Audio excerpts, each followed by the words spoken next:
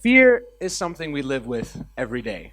It might be one of our most basic emotions, but it might actually be one of our most important ones too. But why? Because out of all the emotions like surprise, sadness, joy, and so on, I believe that fear has the strongest impact on our lives. Fear has kept us alive for millions of years. No matter what we are feeling at a certain time, if we feel like we're afraid of something, we will do whatever it takes to avoid doing what we fear. So therefore, we can assume that the vast majority of the decisions in our life have been shaped by our response to fear. So, here's a question worth asking. What is our reaction to fear? I'm going to use a very universal and common fear as an example. The fear of heights, something we all have. Even animals that can fly are afraid of heights at some point. Now, most of us absolutely hate heights. We would never, ever be stuck in the 20th floor on the edge with no walls. But some people have a different feeling. We all might enjoy the feeling, all might enjoy the view out of the 20th floor, but some people have a much stranger feeling. They like to stand right at the edge of the 20th floor, look down at the ground below, and think to themselves, I could jump right now. I'm going to show you a short clip to make you understand what's going through the mind of someone that experiences this feeling.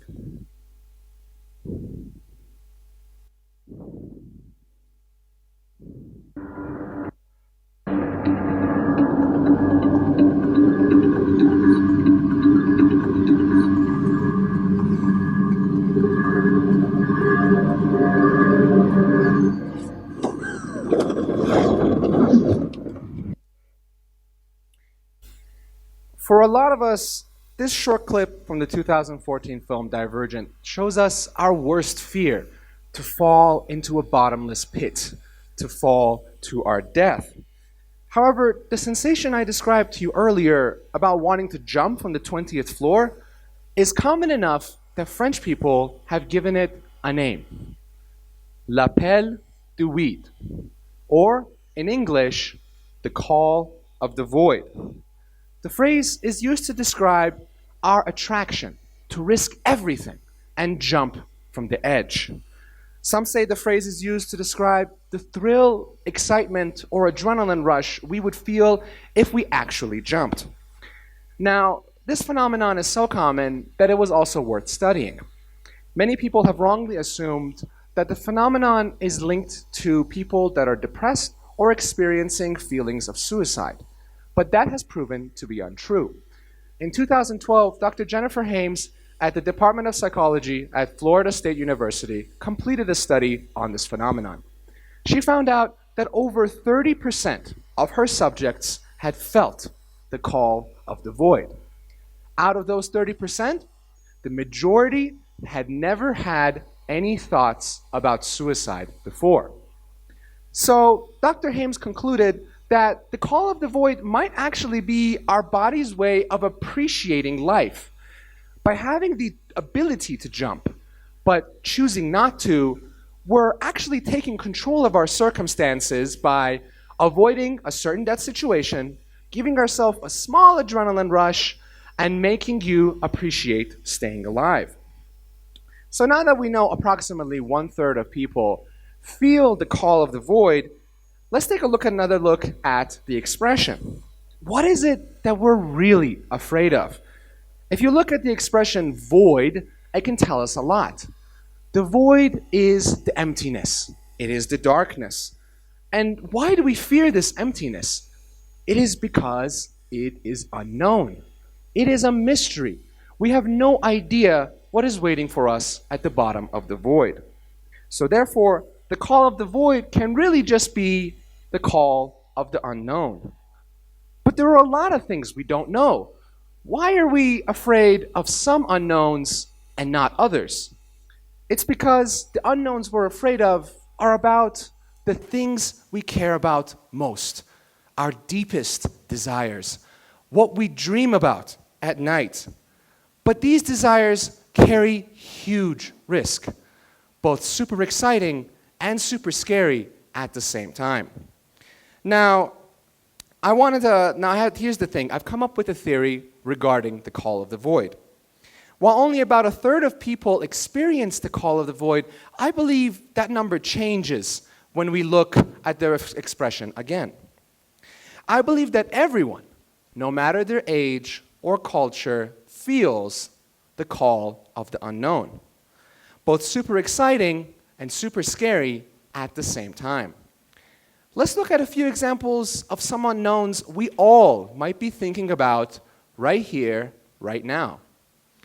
Starting a new relationship, ending an old relationship, quitting your job, following a childhood dream, starting a new company, moving to a new city, or even to a whole new country. And then there is my own story. A while ago, I had connected with a childhood friend I had not seen for 17 years. I lived in Dallas, Texas. She lived in Isfahan, Iran. The more I talked to her, the more I realized that if I was to get serious with this relationship, I had to travel to the other side of the world. So I packed my bags, bought a two-way plane ticket, and came to Iran. After about a week and a half, I didn't really get the connection that I was expecting, mostly because I barely spoke Farsi, and definitely not enough to be able to express my feelings, not just with her, but with everybody else as well. I was very upset to find out that I really couldn't make any connections with my fellow Iranians. After living so long in the US, I felt like I wasn't truly Iranian. So I started to go for long walks in the middle of the city, trying to gather up my emotions. I walked at mornings, afternoons, at nights, in the squares, along the bridges, along the river, so many different places. After a while, I started to fall in love with the architecture of the city. I fell in love with the energy and activity of Isfahan. It was unlike anything I had experienced before. And I started to feel something I had not felt for a long time. I realized I was actually searching for myself, a piece of myself, a piece of my heritage, my culture, here in Iran. More than establishing connections, I wanted to find myself. The unknown was calling me. Adventure was calling me. So I called my boss back in the US, quit my job, and stayed.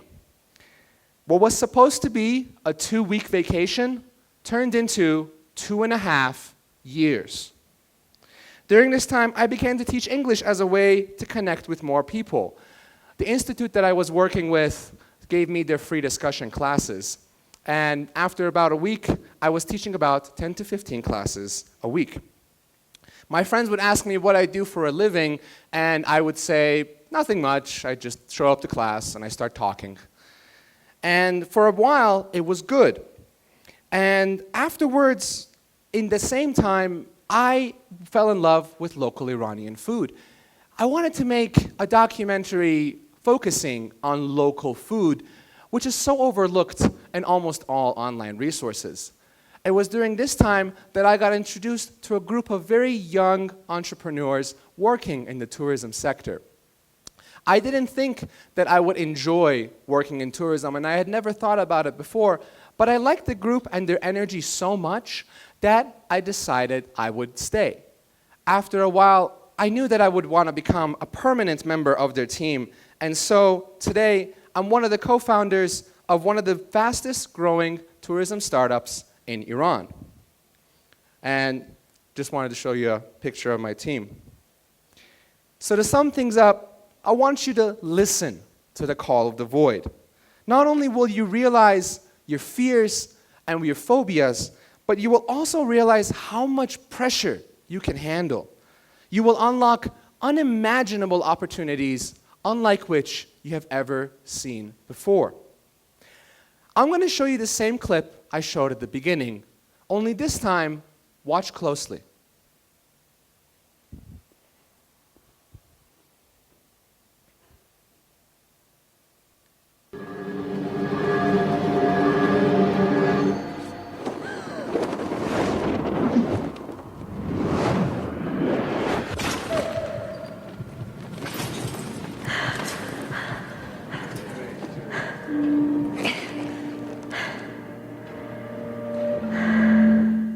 To achieve something you've never achieved before, you must become someone you have never been. Are you brave enough to answer the call of the unknown? Because even though you don't know what's on the other side, it may not be as scary as you thought. Thank you.